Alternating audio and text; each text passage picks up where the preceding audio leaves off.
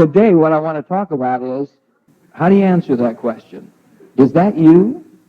Who are you? That's what I've entitled our lesson today, Knowing Who You Are. And it's a subject we've talked about before, but someone sparked me to do it again as a review because they said, you're always saying that. You know, when you know who you are, what do you really mean by that?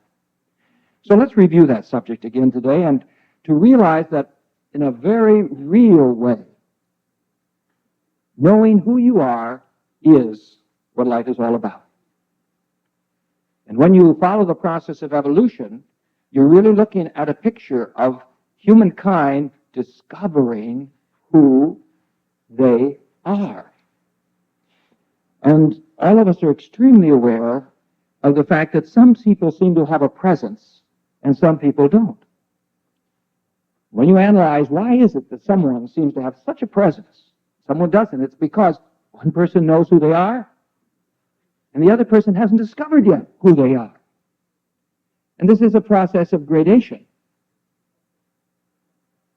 From this standpoint of it being a process of gradation, I've enjoyed, as I think I shared with you a couple of weeks ago, the work of Dr. Ken Wilber, who has written a number of books in this field of thought, such as the Atman Project and Up from Eden. And he, very beautifully in Up from Eden, sort of made me think. I've shared in my classes on the phenomenon of man that incredible moment in evolution when man went from being non-reflective to reflective. But I never quite thought of this fact. Wilber says that when that began to happen, when consciousness began to become reflective, it's obvious that for a long period of time, we're probably talking about thousands of years, that consciousness was still immersed in a earth consciousness or animal consciousness. It couldn't fully step into self-awareness. And so it not only was beginning to become aware of itself as an individual being, but was still thinking as simple consciousness does. And therefore, all of its early history that we can find, it was related very clearly to earth forms. When we go, those of us who are fortunate to be going to Egypt, we will find in their paintings and drawings many illustrations of how they chose to make characters of human beings and animals together. I mean, have an animal head and a human body. And I don't know what you thought, but I've tended to think, well, you know, I mean, somebody came along and just painted that picture for them. But our friend Dr. Wilber is saying, no, that was a very natural thing for early, in quote, man to do, because he still thought so much at an animal level. It was very easy for him, perhaps the only way he could think, that there was still that combination. But the more he became aware of his own being, he began to draw away from that connection with the earth, somewhat to his detriment, but also to open doors to his enhancement. And I say to his detriment because it's clear that where you find most primitive mankind who still think very close to the earth, they also have attunement to all the instinctual gifts of those people. So that the Aborigines, they call them, of Australia, can go, as some of you have seen, I think, in many of our marvelous TV programs of how these people live. They can walk out in the middle of an area and say, there's water here. They don't even have to have a dowser's thing. They have the capacity just to tune in to what is in terms of the earth and nature, because they still live so close to that.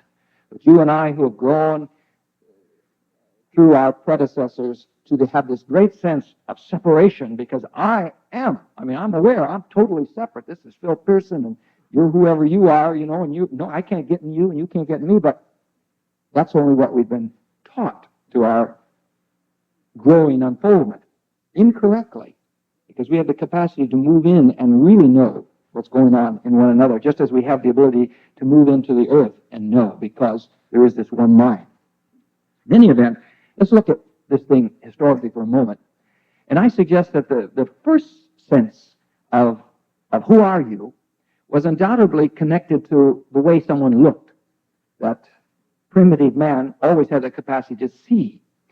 And it's interesting to me that in New Guinea, when our first explorers have gone in there and they've taken mirrors, that the people were so impressed with those mirrors that, and seeing themselves, that they'd wear the mirrors up on top of their heads so that others could see them because they wanted to be sure they'd recognize them. Who are you? Well, what I look like, you see. Then undoubtedly somewhere in there, and maybe this came before the actual seeing process, names began to be connected. And I think that's where many people of the human race are. I mean, that's their first immediate action. Say, who are you?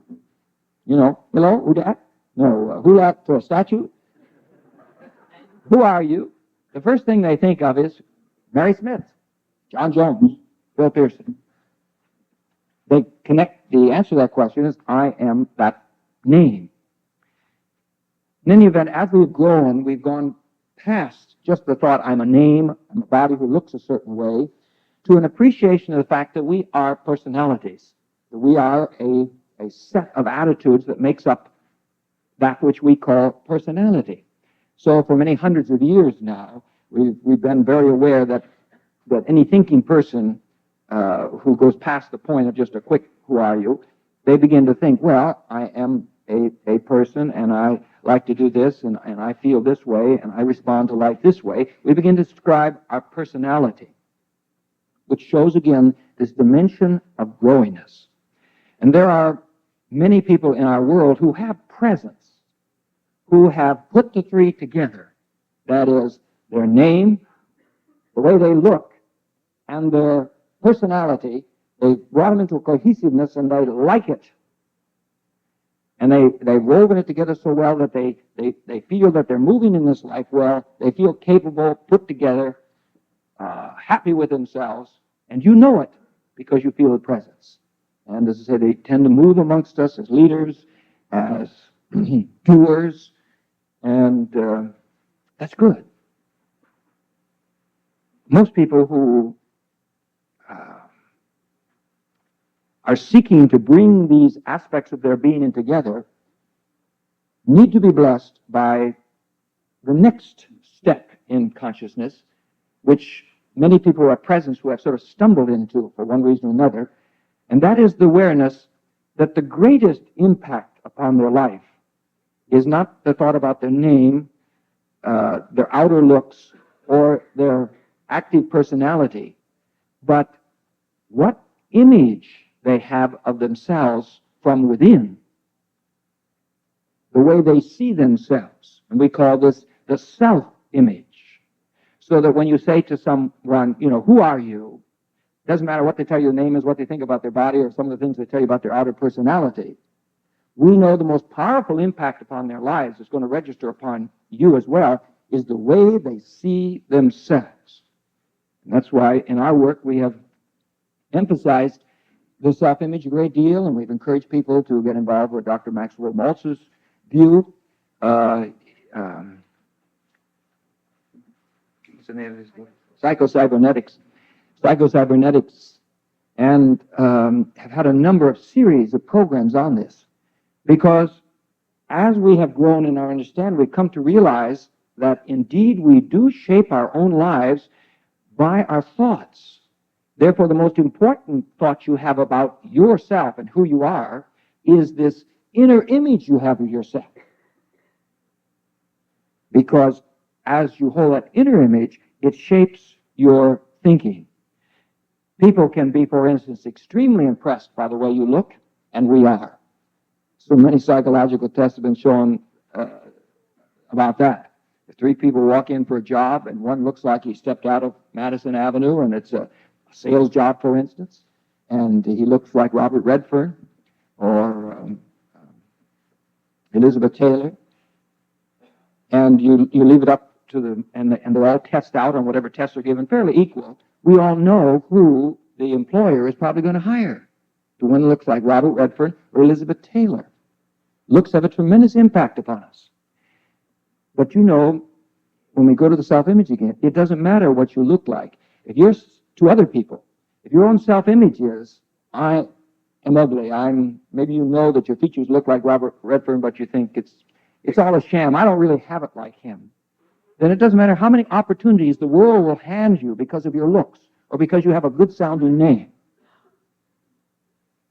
or because your immediate personality seems to be so becoming, you won't make it if your self-image says, I don't have it. So our effectiveness in the world, our ability to be at ease and to really gain presence has to do with the way in which we see ourselves. So that when you answer the question, who are you? You say, I am. That you begin from the way you see yourself within, and that it learns to be positive. That it is a holistic view of you, so that you feel whole about yourself. You feel whole about yourself, then you begin to exude this presence. And you also begin to experience the successes of the way in which you see yourself wholly. To the degree that you do not see yourself whole, you will have holes in your life. And that is, you may be very financially successful, but you may be very poor in other areas of your life. Or on the other hand, you may be very successful in your human relationships, you maybe have a wonderful state of health in your body, but you may be very poor financially, because that's a hole. You just can't see that happening to you. And so we've emphasized the need within ourselves to work on this. Now, someone may say, intellectually, I buy all that you're saying, and I know that if I could just get my self-image lifted up, then my life would turn around. But how can I do that when I've got 1, 2, and 3 against me? That is, I was born with this horrendous name. My name is Horatio Schmalkovitsko. And I mean, everywhere I go, people laugh when they say, what is your name? I say, Horatio, I forget what I said the first time. Anyway, and I can't change it. It would crush my mother and my father, so I'm stuck with that. And I mean, look at my face. Look at my face. You can see that I'm anything but good looking.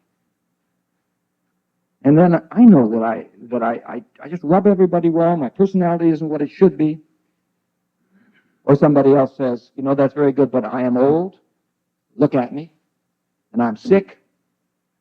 And I'm beaten. Can I really get a different self-image for myself and change my life? Well, go into the deep stuff. You can. No matter where we begin or where we start, no matter how far we are in this game of life, we can begin to change that self-image and bring it into a sense of wholeness if we take one more step in the process of knowing who we are, and that is to move into the consciousness that we are not bodies or just personalities, but that in truth, in the bottom line, out of which it has all come, we are spiritual beings or mind beings. We are spiritual beings and we are mind beings, and out of this we develop personality, or we have the capacity to be a personality, and we have a body. But first we are an eternal spiritual being. We were not born at birth, we will not end at death.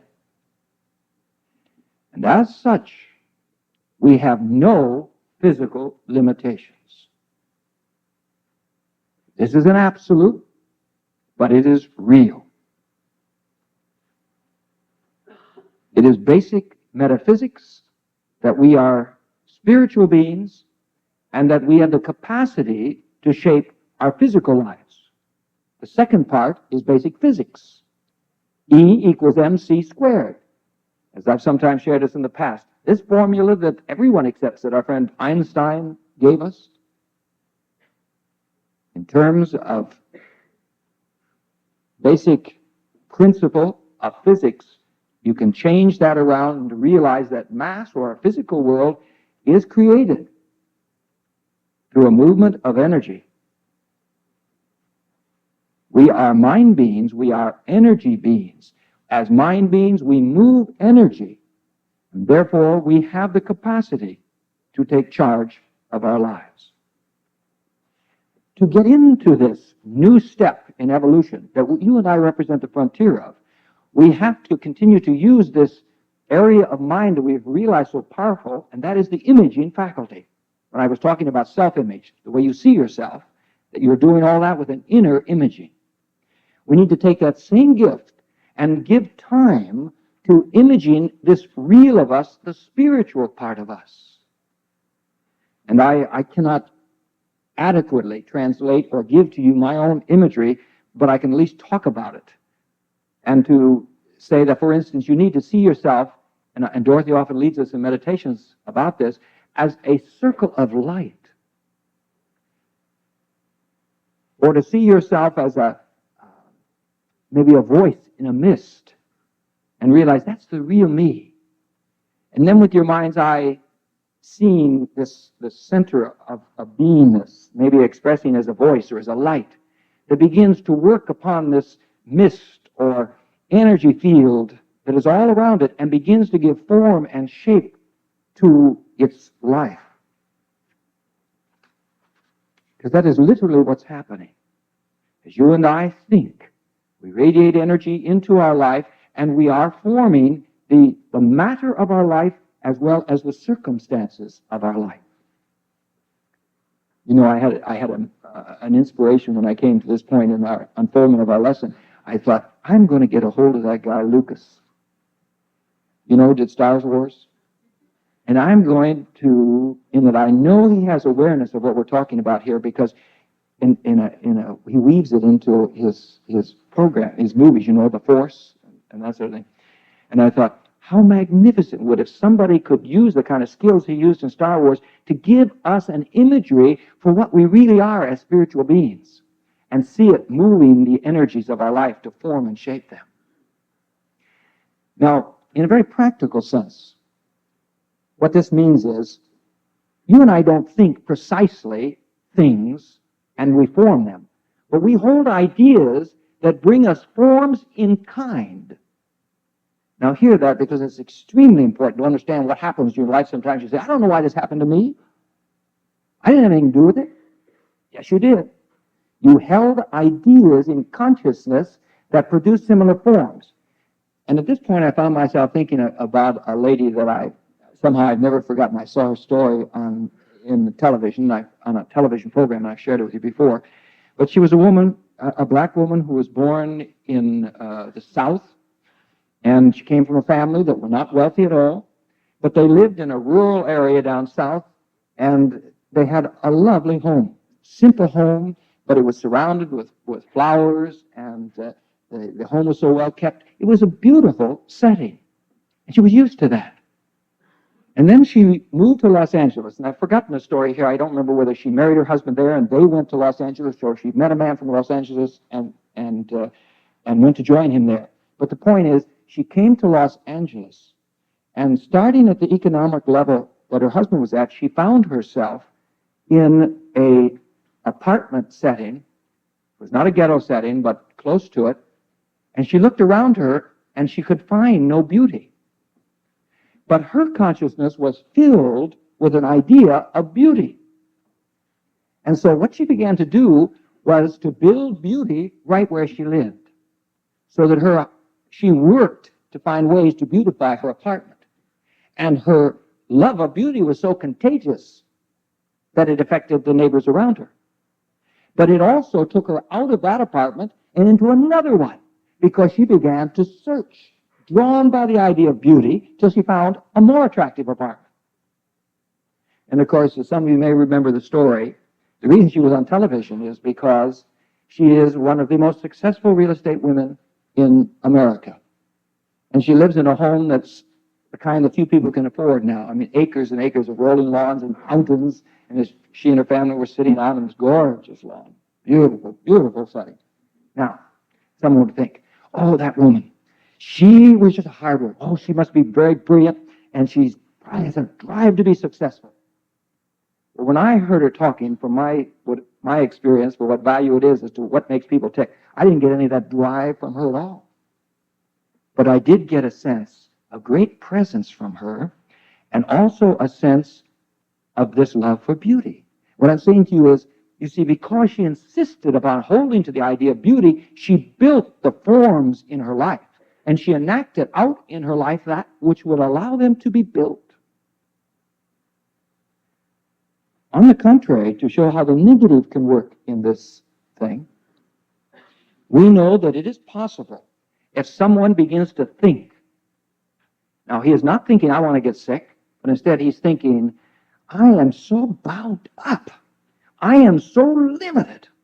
I feel like I'm strangled sometimes. I've got this responsibility and I've got this relative to take care of, and I tell you, everybody in the office leans on me. I'm just practically strangled. Before you know it, he discovers that he has a presence in his body that is beginning to press upon all the organs of his body, strangling the very life of his body. And everybody says, oh, it's so unfortunate that he experienced that. Not realizing he helped to build the form of it, because constantly we weave this invisible world around us to fit our thoughts. It's interesting. I just last week, in one of my science magazines, I saw a picture, and the article says, do you know what asthma looks like? And it showed, I never knew this before, that asthma is actually where the natural muscles of the body begin to thicken and tighten around the bronchia of the lungs and all until, there's just not enough room left. As we have tried to analyze the relationship of asthma often, not always, but often in people's lives, it's when they feel they haven't enough love. I just don't have enough love. Well, metaphysically, we relate the lungs and the circulation system of the body to a love consciousness. And if you keep saying, nobody loves me, I just don't have any love, why, we can create a form that will confirm that in the body. So the muscles enlarge and begin to squeeze the circulation system and the breathing system. Well, I don't want to carry this any further except to say, you and I wield this constant power through our spirituality. And yet, because we haven't known that true, when somebody says, who are you? Because we haven't said, I'm a spiritual being, and I direct the very creative energy of God through my thought. Because that isn't our image. We're constantly building our world without that knowledge. As we begin to accept, we step into this image of I am a spiritual being and I am endowed with this gift, then we begin to very carefully wield the power of our thought. And we don't allow ourselves to begin to fall into what we think is a harmless use of mind, to begin to say, nobody loves me. And pretty soon we begin to believe it. Or maybe we started believing. We hear ourselves saying that. We say, stop it. Or we say, cancel, cancel, cancel, cancel. Right away, cancel. We don't allow ourselves to say, there's no hope. Cancel, cancel, cancel, cancel, cancel. Because it's true. If you keep saying there'll be no hope. But if you begin, despite all appearances, to say, there's always an answer. There's always an answer. Then you release those energies that have to bring that form and that presence into your life. So as we begin to accept this image of ourselves as a spiritual being and to work with it, we begin to experience greater control in our lives. We begin to experience greater love, because you can't move into this higher self-image of spirituality and hold any sense of division. Suddenly you realize there really isn't any difference between men and women, blacks and whites, poor, rich, Egyptians and Americans. There are only spiritual beings evolving through this earthly experience. And so we grow in love. We begin to experience humility. People who live only at the physical level and begin to gain a sense of control over the physical can pretty soon and very easily think, I'm merely in charge around here, I'm somebody. But when you move from the base, I am a spiritual being, and I am but a channel for the creative energies of God, then you begin to deepen a sense of humility, because it is not you who does the work. It is that Spirit of God that is within you, as Jesus so well led us. And finally, as you grow in this, you grow from freedom from fear. Many people who seem to have the physical world by the tail act pretty fearless. But deep in there, just as scared as anybody else, because they know there's some things they can't handle. But when we grow in our spirituality, we really get a freedom from fear, because we see our eternality, and death can't frighten us. And lack can't frighten us because we realize we can draw from the invisible. Maybe not in this instant, but it's sure to happen as I hold the idea and build the forms into my life. Knowing who you are, knowing how to answer that telephone, is what our lives are all about. And we give thanks that as we come together week after week and as you study in your classwork, that each of us, and I don't know anybody that's taken on this holy second image that I'm sharing my life with anyway. No offense, Dorothy. I don't want to be funny about that. Sorry, I got carried away. But we know that this probably was the answer to Jesus. But you and I are moving there, and I see it in your lives, and I see glimpses of it in my life. I'm moving out of these first three stages of imaging, and of getting control of the power of the self-image, and beginning to move it now to thinking as a spiritual being. Let's close our eyes and give thanks that we can feel this happening for ourselves. I am a spiritual being living in a spiritual universe governed by spiritual law. Together. I am a spiritual being living in a spiritual universe governed by spiritual law. Thank you, Father, that we feel it, we can think this. Amen.